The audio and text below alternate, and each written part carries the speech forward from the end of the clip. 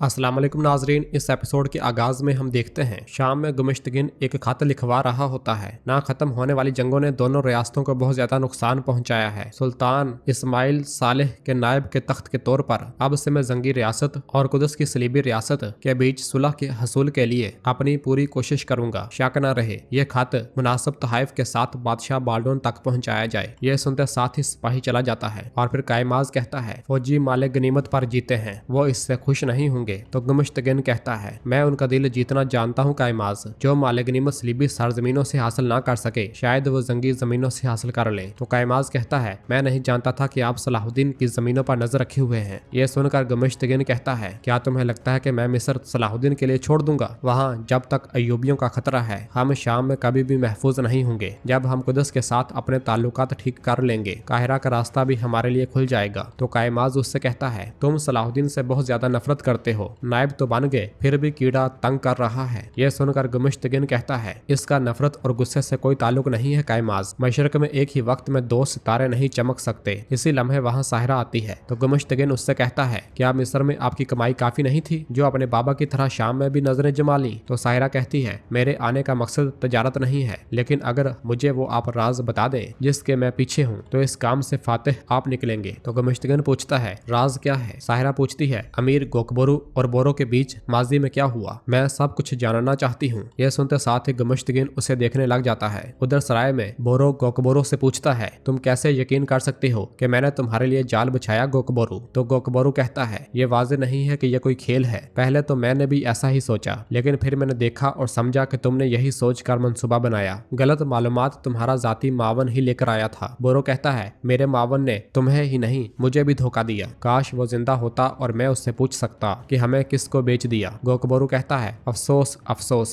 अब भी साजिश है। काश तुमने अपनी सारी इज्जत न गंवाई होती और मेरा सामना करते हुए कहते कि हाँ मैंने किया, मान लेते। काश कहते हुक्म देकर अपने मावन को कत्ल किया। दुश्मन भी मर्द होता तो मैं उसकी कदर करता। तो बोरो चिल्लाते हुए कहता है मैं क्यों करूंगा ऐसा, मैं क्यों अपने भाई को मारने की कोशिश करूंगा, क्यों? तो गोकबोरू कहता है क्योंकि मैंने सलाहुद्दीन की बैत नहीं की। क्या तुमने इस फ्रीजे पर भेजने से पहले सलाहुद्दीन की खिदमत करने को नहीं कहा था? जब मैंने इनकार किया तो क्या तुमने नहीं कहा था कि कुदस के मकसद के लिए तुम्हारी वफादारी पर शक है? तो बोरो कहता है मतलब कि मैंने तुम्हें अपने खेल में धकेला? हाँ। तो जवाबन गोकबोरू कहता है जी हाँ, तुम अयूबियों ने कुदस के मकसद को अपने ऊपर लिया और जब ताकत हाथ आई तो मुतकब्बर होने लगे। तुमने हर वो चीज और हर उस शख्स को कुचलने का इरादा किया जो आपके रास्ते में आता है। आपने जंगी रियासत के हर कोने पर अपना तसल्लुत बढ़ाया और किसी दूसरे का नाम लेने की इजाजत न दी, और इसी वजह से आपने हमारे मरहूम सुल्तान की भी मुखालफत की। तो बोरो कहता है यह सच है कि मैं सुल्तान के खिलाफ खड़ा था, लेकिन हसद से नहीं बल्कि वफादारी से। तुम लोगों को ढूंढने के लिए ताजर राकीफ को सुल्तान के हवाले नहीं किया, मैंने उस रास्ते पर अपनी जान खतरे में डाली। तो गोकबरू उसकी बात काटते हुए कहता है बकवास बंद करो, मेरे सिवा सिर्फ अल्लाह जानता है कि मुझ पर क्या गुजरी। मैंने कहा कि बोरो मुझे धोखा नहीं देगा, मैंने कहा कि वो जिसने भी ऐसा किया है उसे ढूंढ लेगा और उनका एहतसाब करेगा, लेकिन मैं गलत था। अगर तुम सच कह रहे हो तो तुम तब कहाँ थे? तुम कहाँ थे? आकर बचा लेते ना, लेकिन नहीं, अयूबियों को जब सिर्फ मेरी जरूरत थी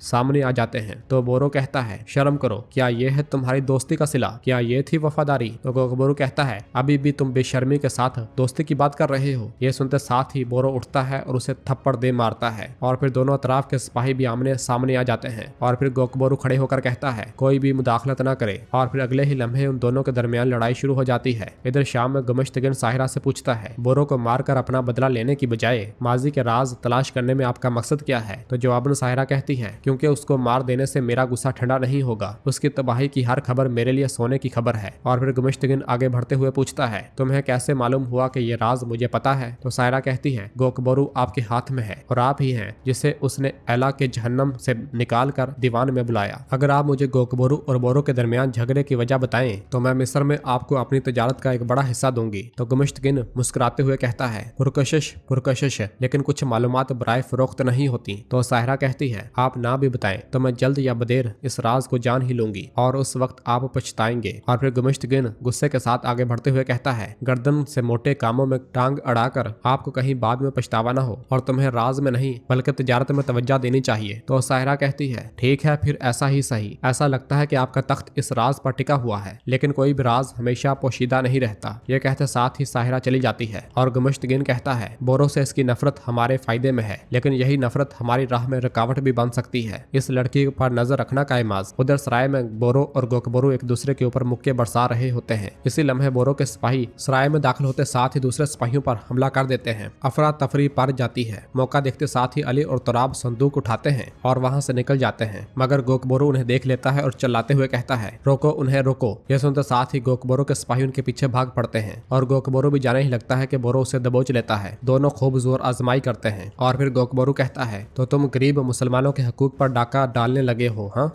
लालची खबीसो। तो जवाबन बोरो कहता है, असल खबीस गुमुश्तगिन और कायमाज है। वो अपने हाथों से जंगी रियासत के खजाने लूट रहे हैं। ये गफलत की नींद से बेदार होने का वक्त है गोकबोरो। तुम्हारे दुश्मन अयूबी नहीं बल्कि वो है। ये सुनकर गोकबोरो उस पर पै दर पे कई मुक्के बरसाता है। बोरो जमीन पर गिर जाता है और फिर गोकबोरो कहता है, बात यहीं पर खत्म नहीं होती बोरो, हिसाब अभी बराबर नहीं हुआ, फिर मिलेंगे। ये कहते साथ ही गोकबोरो चला जाता है और फिर पीछे से बोरो उठता है और कहता है, हम जरूर मिलेंगे भाई।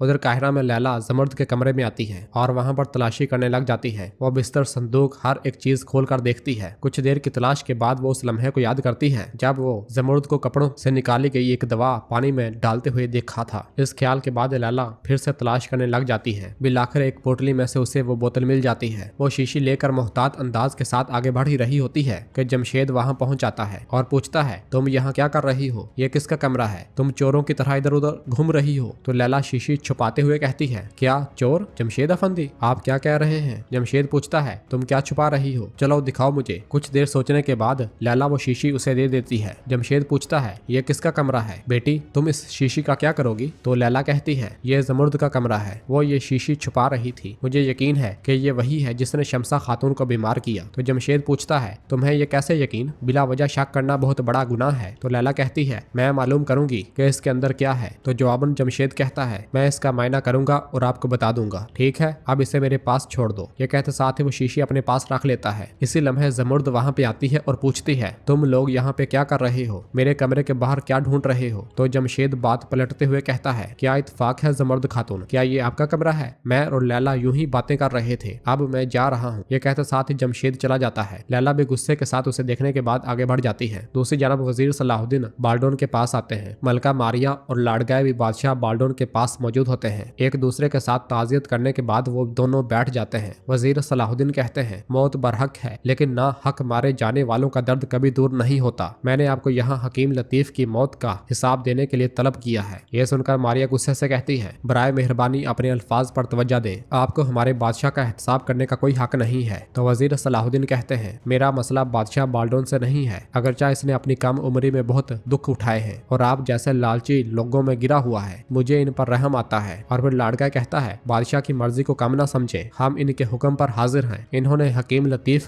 के कत्ल का पर्दाफाश करने में बहुत मेहनत और बड़ी हिम्मत दिखाई। और फिर बाल्डोन कहता है, हकीम लतीफ भी मुझ पर बहुत ज्यादा मेहरबान थे। मैंने और मेरे बाबा ने हमेशा उनकी बहुत ज्यादा तारीफ की। अगरचा कातलों का जानना मेरे लिए बहुत ज्यादा चौंका देने वाला था, लेकिन मुझे यकीन दिलाया गया कि यह कितना अहम काम है। कातिल जिंदान में है। यह सुनकर वजीर सलाहुद्दीन पूछते हैं, कौन है कातिल? तो मारिया बोलते हुए कहती है, बालन, जो आपके बहुत करीब था, वो है कातिल। और फिर बादशाह बाल्डोन कहता है, हकीम लतीफ के कातिल कौन? तो बालन और विलियम है। यह सुनते साथ ही वजीर सलाहुद्दीन सोच में पड़ जाते हैं।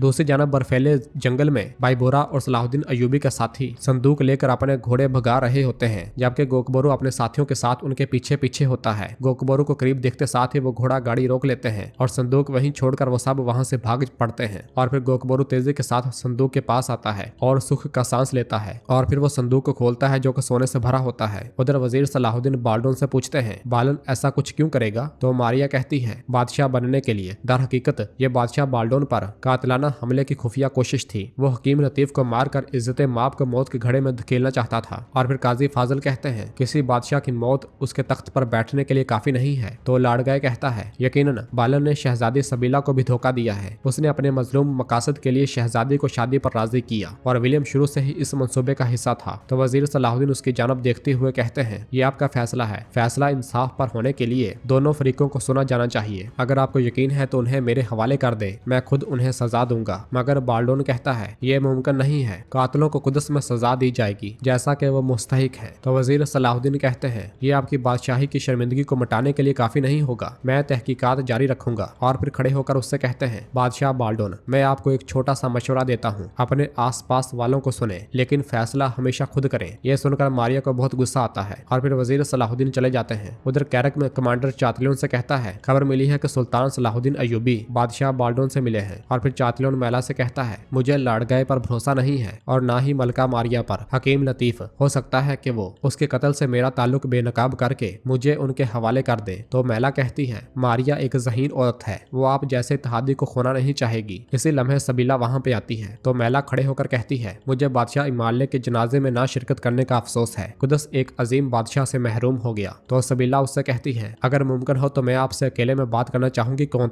मैला? ये सुनकर चातलियन खड़ा हो जाता है और कहता है मैं बालन के लिए गमगीन हूँ, ये वाकई बदकिस्मती की बात है। ये कहते साथ ही चातलियन चला जाता है और फिर वो दोनों बैठ जाती हैं।